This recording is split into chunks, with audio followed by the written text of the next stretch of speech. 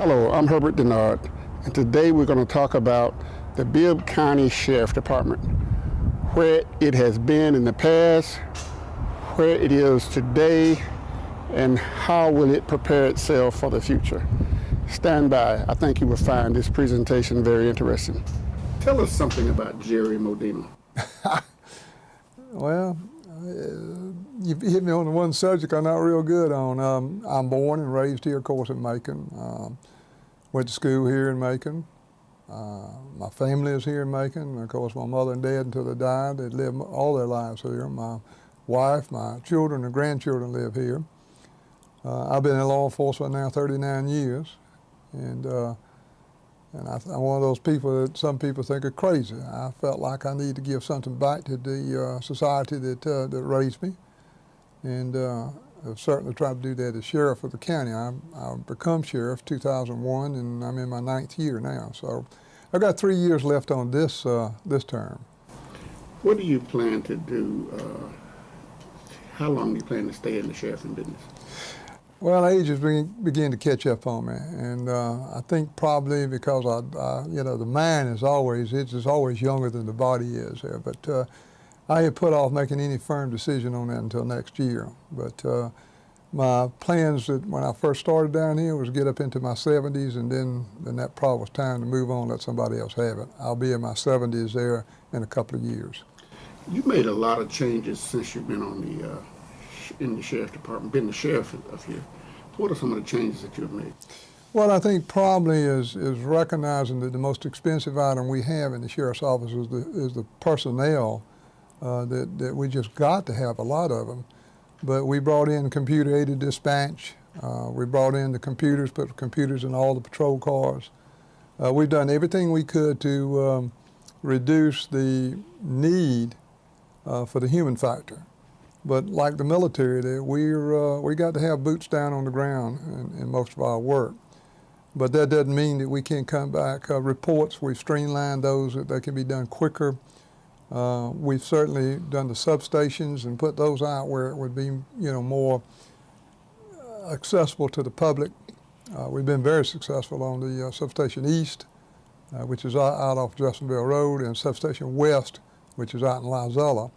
We have Substation South that we had it at the airport, but we're moving it to another location, a little better location there. As soon as we open it up, that'll be the 3rd substation, and we hope in a few weeks that'll be up and going again. And that leaves us a final substation to the north, and we're negotiating about that now. So what we tried to do is come in and basically train our folks that they operate on a firing edge. An example of that is the Criminal Investigation Unit. When I got here, we started a training program that I probably would match my investigation unit against just about anything in the southeastern United States. And that took a lot of school, it took a lot of doing, it took putting people in, the right people in the leadership roles. And because of that, then we've seen a reduction of crime follow that. And you can reduce crime, you can play with it and it'll go up and it'll come down. What we've sought to do is to keep it lucked out. I had one here, but to try and keep it on a level. This right here doesn't say too much to the camera, but those of you used to charts and stuff can tell that we've been pretty successful, because this one goes from December the 26th. December the 26th of probably 2009 to present. And what we're looking at is where does that line go? And as you can see, it's dipping down. That means that we used to be up here. We started up here. If you go out here, we started up here, and we brought it down to this level. Today, we have less crime going on in the unincorporated area than we did back in 2001. So that was our goal, was to try and reduce the crime, try to give the people maximum protection. Never forget who the boss was, and this is what we preach to our folks. And overall, just make sure that this community was as safe as we can make it. Sometimes you'll see me kind of bow up a little bit when people talk about how bad it is and what crime, because every week we're looking at the stats, and we know if entering automobiles goes up, we're probably 2 to 3 days behind it. And the computer those calls coming in shows that spike of crime, then the investigators, the patrol are not waiting a month before they move out into that area. They immediately go out into say wherever that's happening and start trying to apprehend, detect, or deter the people that are doing it. What about drugs? What impact does that have in the community, and is that getting better or worse or staying the same? I'm worried about drugs, Herbert. As you probably know, I've approached the city, did it the second time just a few months ago, asking them again to let's consider doing a joint drug task force again. The reason I did that is because, again, when you look at the entire county, we have 155,000 people living in Bibb County, and 92 of us in the city, 62 is in the county. So it's something that we need to attack together. We need to, first off, we need to take our units and put them together, and that would give us over 20-something people that would be assigned to drugs. Now, people say, well, you need that many. Well, drugs has got to be fought on two levels. It's got to be fought first on the one that's bringing the stuff in, that's bringing that poison in. These are the big dogs there. They're the ones that are sitting out there maybe 90 or 100 or 200 miles away, and their minions are shipping it in and bringing it in here and setting it up in Macon and Bibb County. So you've got to go after them. That's where your real efforts to stop drugs from coming into Macon, Georgia, Bibb County, Georgia, will result in. And the only way you do that is come in and hit them, take the drugs, take their money, take the cars, take the houses. Now, they understand when you start doing that, and put them in jail. The other part of it is the street corner stuff. You've got to have a crew of deputies, I should say law enforcement officers, that will work those street corners. Because a lot of the crime we find within the neighborhoods, and particularly in the Macon neighborhoods, is the fact that these people will get out on street corners and they will dominate that street.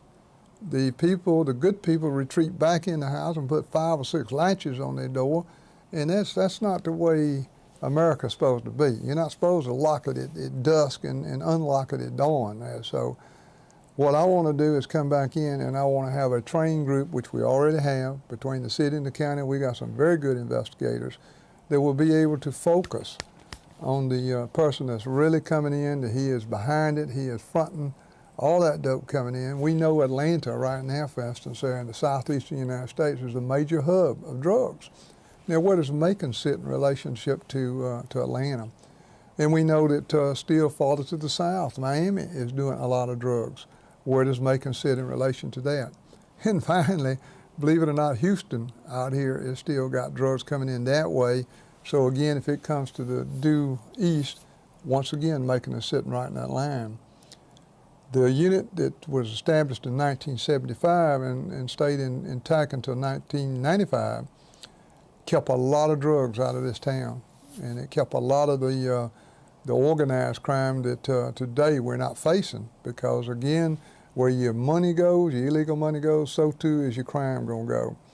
I know in 2001 when I come in, we already had an effort on an organized crime basis that had to come into Macon, and that was a club out here on Emory Highway that we continued to go after until finally they realized that I wasn't gonna back off of it, and they closed it up. It's still in use as a bookstore. It's following the law as far as we can tell. Don't have any problems with that. But that was organized, and it was, I feel sure if we had not got in and done something with it there, then we probably would have had some real problems coming into Macon, Bibb County. What are the drugs of choice for the people in Macon and Bibb County? Right now, probably meth. But believe it or not, the one that we're having the biggest problem with is prescription drugs. Legal drugs, but what they're doing is writing scripts. In other words, they get a hold of a doctor, they leave a pad laying around, they come in there and they'll swipe that pad, come back out, write prescriptions, and then go to drugstores and try and, or any place else where you have prescription drugs there, and they'll try and buy them, What kind of drugs? Painkillers or something? Painkillers. Most of it there has got hydrocodone, anything with hydrocodone in it, Lortabs, things of that nature. They're legal drugs, if you have that doctor's prescription. And what they're doing is stealing the prescription pads, writing out what they want. I know Lortabs there still sell for probably $5 or $6 a tablet. That gives you an idea, of what what the drugs are. Now, the contraband drugs, and we call the contraband drugs meth, crack cocaine, even powder cocaine, we refer to those as your contraband. It's illegal to even be in possession of them. So meth is by far the leader there. It seems to be that we're still running into meth labs. We ask people if you smell any strange smell or anything coming from around a house in your neighborhood, give us a call. We're not going to go blabbing out that you did it, and we're certainly not going to be fussing at you because you did call us there, because they still, and when we say cooking, I think we mislead the public. Meth is made by chemical reaction. In other words, the ingredients are put in there, and some of them are, oh man, you get sick to your stomach when you see what they put into that stuff. But these chemicals go in and they start mixing each other or cooking. And so when you hear law enforcement officers talking about, oh, they cooked up a batch here, actually the chemicals have got together, they're mixing together, and then when they hit a certain point, you have your meth. Actually, you're taking those chemicals and putting them together, and then the smell you get there is actually them cooking off some of the impurities, some of the stuff there that you don't want in that stuff. It'll kill you.